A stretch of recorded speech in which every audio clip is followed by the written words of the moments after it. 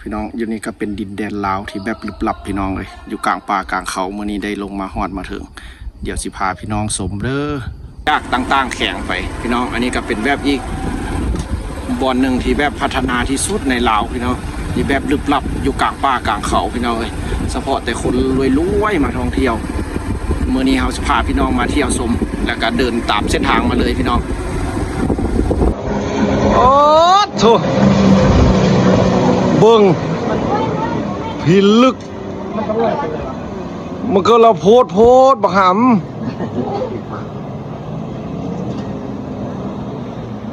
ไปอีกจนให้ฮอดจุดเป้าหมายที่เฮาสิพาพี่น้องมาเพราะว่าคลิปมันจะเป็นหลายๆคลิปเด้อพี่น้องแต่เฮาสิถ่ายให้เบิ่งเบิดนี่พี่น้องเอ้ยเพราะว่าการมาเที่ยวเฮาต้องมาให้ฮอดให้ถึงพี่น้องนี่คลิปนี้ถือว่าขออนุญาตบ้านคำพี่น้องออกจากทงไฮทงนามาเปิดหูเปิดตาหนึ่งอยู่ภูเขาป่าดงกว้างใหญ่พี่น้องเลยอยากมาถ่ายแบบเถื่อพี่น้องที่อยู่ฝั่งไทยผู้ที่ติดตามซองพี่น้องเถื่อเพิ่นอยากมาเที่ยวชมแบบเขตนี้แบบมันสะดวกสบายในการมาพี่น้องเส้นทางนี่ก็คือพี่น้องเห็นแนวนี้แหละว่าบ่มีลุบมีขุมเลยแถวนี้นะใบไม้ใบตอกก็แทบจะบ่มีอยู่ในขอบเส้นทางพี่น้องเลยมีก็แบบเล็กๆน้อยๆที่สุดอันนี้เราสิค่อยขี่ไปเด้อพี่น้องชมบรรยากาศลงไปแล้วกันเลยถือว่าคลิปนี้เราสิเอาจนสุดแบบพูดละดิพี่น้องนั่นกับแบบแดงๆนั่นก็จะเป็นเหมือนแบบเฉพาะคนรวยที่เข้ามาเที่ยวชมพี่น้องเลยสถานที่ลึกลับอยู่ลาวเฮาแท้ๆนี่พี่น้องมาตั้งอยู่แบบบ่มีบ้านคนเลยมีตั้งแต่สถานที่นี้โดยเฉพาะเส้นทางนี้เข้ามานะพี่น้องเพราะว่าบ่อนเที่ยวชมแท้ๆแล้วก็บ่อนสนุกสนานของมนุษย์พี่น้องมีครบสุดอยู่ในนี่บางคนมาก็สมหวังบางคนมาก็ผิดหวังพี่น้องเอาตรงๆแบบนั้นเลยเพราะว่าอยู่นี่เป็นคาสิโนบ่อนที่ถูกกฎหมายคนต่างประเทศหรือว่าคนอย่างหลายพี่น้องเข้าไปเที่ยวชมอยู่ในถือว่าเขตนี้ถือว่าเดี๋ยวนี้ยังพัฒนายังสวยงามอยู่เด้อพี่น้องเลยเดี๋ยวสิพาไปจนฮอดอ่างน้ำงืมแหละพูดแหละไปฮอดน้ำงืมไปล้างมือน้ำกันอยู่ลุ่มพุ่นไปพี่น้องขออนุญาตเสียงลมเด้อเพราะว่ามันอยู่ภูเขาพี่น้องเลยคลิปนี้นะมีอย่างกันเที่ยวไปน้ำกันแบบธรรมชาติไปเลยน้ำกันเลยพี่น้องคลิปนี้เขาก็จะบตัดบต่อแบบยาวเยียดเลยเที่ยวน้ำกันเลยนี่เส้นทางกับแบบสวยงามเพราะว่าบ่มีลุกมีอย่างเลยพี่น้องเพราะว่าปลอดภัยเพราะว่ามันเป็นภูเขาเขาต้องให้ความปลอดภัยหลายเพิ่นว่าเข้าไปไหนก็ได้พี่น้องแต่หากเอาสิเข้าบ่อย่างว่ามื้อนี้เข้าไปเที่ยวชมอยู่ไหนก็ได้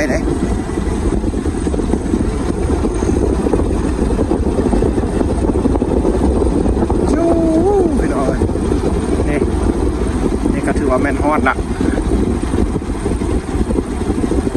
แบบตึกบักหลายสั้นเลยนะพี่น้องอยู่ไหนนี่แล้วก็ยิ่งใหญ่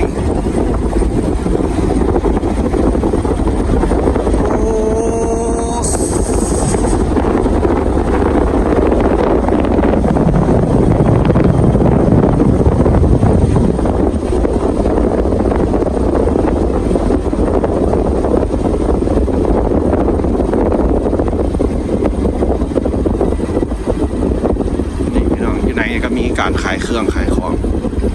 ขายของโยของกินนี่ก็จะเป็นห้องแฮม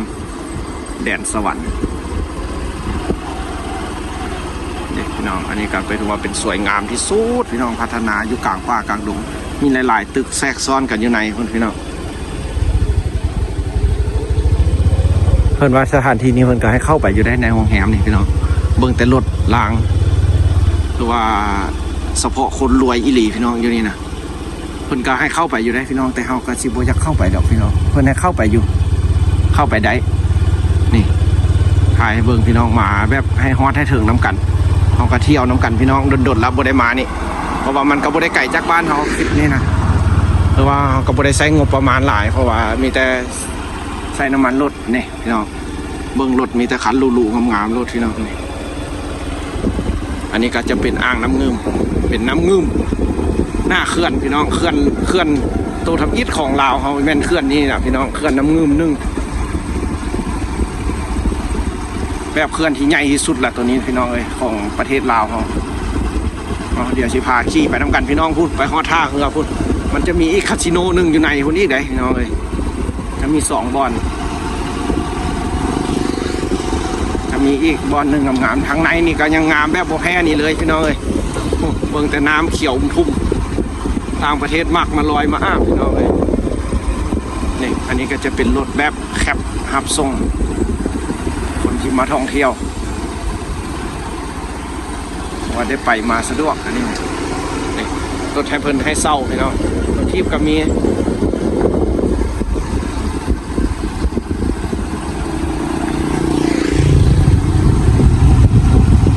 เบิ่งแม่ผู้สาวมีแต่งามๆได้พี่น้องอย่างนี้นะเที่ยวขับทรงพี่น้องแบบว่าสวยงามยี่หลีนี่เห็นบ่พี่น้องเข้ามาในแห้งคืนบนอ่างน้ำเงิมอันนี้ก็จะมีปั๊มน้ำมันให้บริการ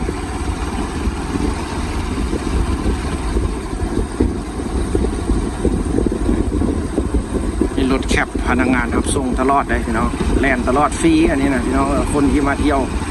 มันจะแล่นส่งฟรีก็จะเป็นทางเอาง่ายๆพี่น้องเอ้ยเฉพาะแต่คนรวยมาเที่ยวเด้ออันนี้นะแบบเป็นคนที่ร่ำรวยมีชื่อเสียงผู้แหละพี่น้องจะค่อยได้มาเห็นได้มาใช้ชีวิตแบบเทพเลยนะพี่น้องเอ้ยแบบเทพแบบสวรรค์มาซะกับฟังแต่ชื่อแดนสวรรค์พี่น้องเอ้ยแดนสวรรค์นี่นั่นก็เป็นเรือยอชต์เฉพาะนักท่องเที่ยวลาวหรือว่าคนต่างประเทศว่านักท่องเที่ยวอีกหลายๆแบบหลายๆมุมพี่น้องมันมีหลายแนวพี่น้องอยู่นี่นะซับซ้อนปนเลกันอยู่นี่พี่น้องเอ้ยนี่นั่นก็เป็นเรือยอชต์ที่เพื่อนให้เศร้านักท่องเที่ยวมาเที่ยวชมนี่พี่น้องแถวนี้แหละเขาจะพามาพี่น้องหรือว่าเขาไปเข้าไปกระยาดอนสุขบุรีพี่น้องเอ้ยนี่อันสถานที่นี้จะเป็นคนแบบยูทูบเบอร์ไทยนี่มาเที่ยวชมหลายพี่น้องเอ้ยเพราะว่าข้างหน้าก็จะเป็นแบบภูเก้านางพี่น้องเมืองผู้สาวมันจะงามๆนี่ก็จะเป็นเนี่ยท่าเรือ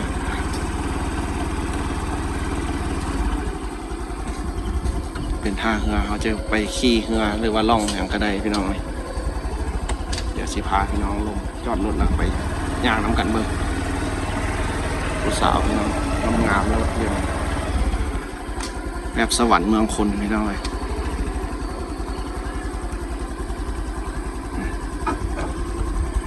แบบนี้เลยพี่น้องเลยบอนพัฒนากับแบบพัฒนาเกินอยู่เมืองลาวพี่น้องเลยวันที่ยังบ่พัฒนากับแบบยังธรรมดาไปว่าแบบพัฒนาที่สุดเดี๋ยวน่าจะพาไปล้างมือน้ำกันอยู่อ่างน้ำพี่น้องเลยน้ำนี่ก็เป็นใสจนเขียวทะเลเมืองลาวพี่น้องเลยภูเก้านางไปเชิงไปพุ่นคนไทยจะมักมาท่องเที่ยวพี่น้องแถวนี้นะ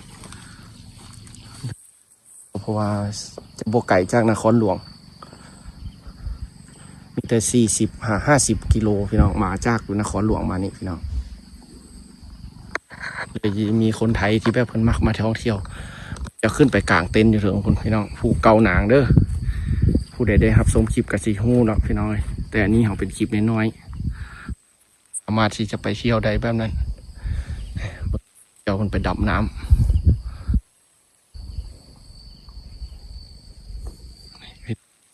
เหือ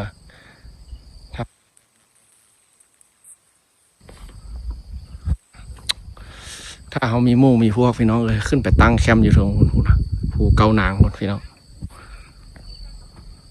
ไปงามอิหลีได้อยู่เทิงคุณป่าสวรรค์แท้ๆให้มักท่องเที่ยวแบบป่าแบบดง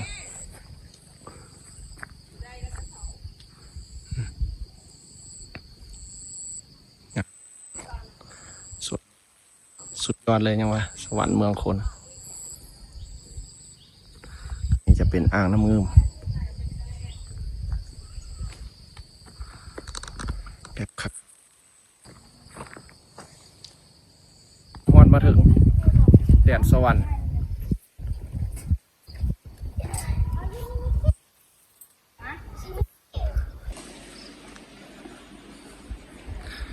เอาพี่น้องเพิ่นว่าเข้าไปในได้พี่น้องเลยเดี๋ยวสิพาพี่น้องเข้าไปในพุ่นไปเบิ่งอยู่ในพุ่นพี่น้องไปเบิ่งน้ำเงื่อมน้ำกันล้างมือน้ำกันเลยเอาถ้าผู้ใดเข้ามาท่องเที่ยวหรือว่าบ่ฮู้จักสิมาเด้อพี่น้องทางฝั่งไทยก็ติดต่อเฮาก็ได้เอาสิพามาเด้อพี่น้องเพราะว่ามันบ่ได้ไกลจากบ้านเฮาจอดรถไว้นี่พี่น้องเดี๋ยวไปเบิ่งน้ำกันอีกคลิปนี้ถ่ายให้คักๆถึงหันจะเป็นภูเก้านางเด้อพี่น้องเลยที่แบบยูทูบเบอร์ไทยที่แบบซ่องใหญ่ๆเพิ่นมาเที่ยวชมอยู่พี่แหละทางนั้นจะเป็นภูเก้านางที่แบบเพิ่นขึ้นไปกลางเต็นท์นอนป่า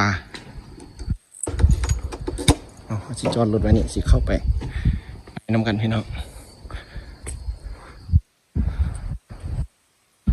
ท่าเหือสุขบุรี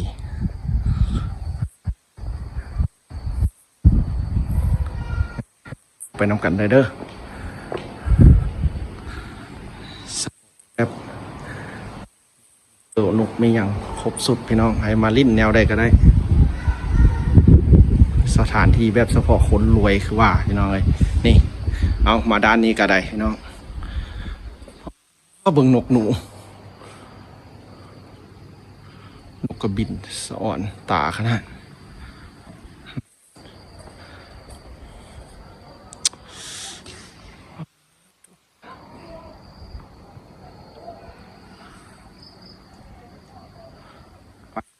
อ๋อมาด้านนี้ก็ได้พี่น้องเอ้ยคักอีหลีสุดใจเลยเด้อนี่เด้อเข้ามาเที่ยวชมพี่น้องเด้อ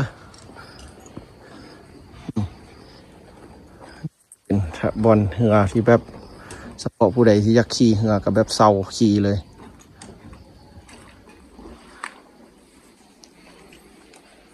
อ่านกันพี่น้องลงมาฮัดลุมพี่ละ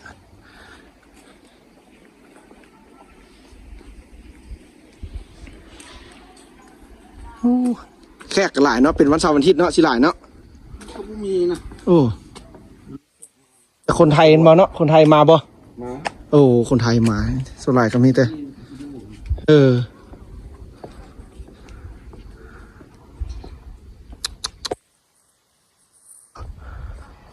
สัมผัสจากบาทเด้อพี่น้องเอ้ยนี่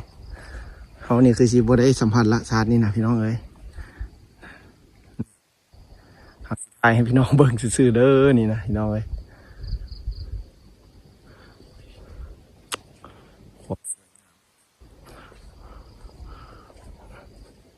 ก็คือสิเป็นเส้นทางอีกอันนั้นนะพี่น้องน่าจะยาวไปพูดละฮอดเมืองวังเวียงพูดละพี่น้องเอ้ยไปฟังพูดวังเวียงเชียงขวางไปพูดละพี่น้อง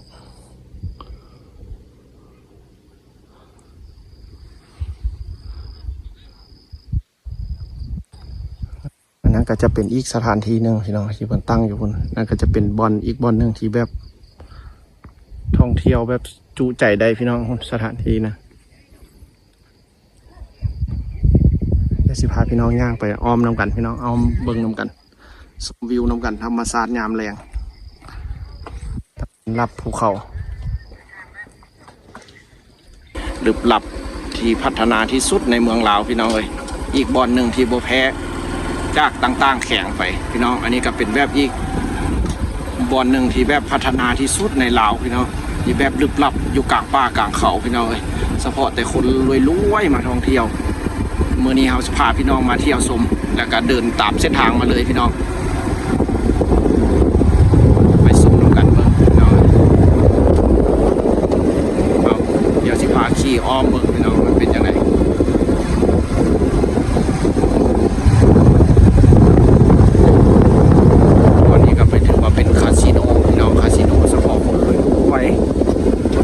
ก็คือที่ได้แต่มาถ่ายคลิปพี่น้องเลย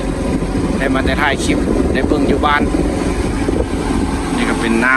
ำความสวยงามความดูหลายอยู่ในเบิดพี่น้องแต่ว่าบุมีบ้านคนมีตั้งแต่วันนี้โดยเฉพาะเลยขึ้นได้บ่ขึ้นบ่ได้พี่น้องขึ้นบ่ได้มันบ่ให้ขึ้นเด้อ เดี๋ยวเขาสิถ่ายได้แต่แถวนี้พี่น้องสิถ่ายได้แต่แถวนี้เพิ่นบ่ให้ขึ้นไปอันนี้ก็เป็นอีกสถานที่หนึ่งที่แบบพัฒนาที่สุดพี่น้องที่เขาเดินทางพาพี่น้องมาเนี่ยพี่น้องเอ้ย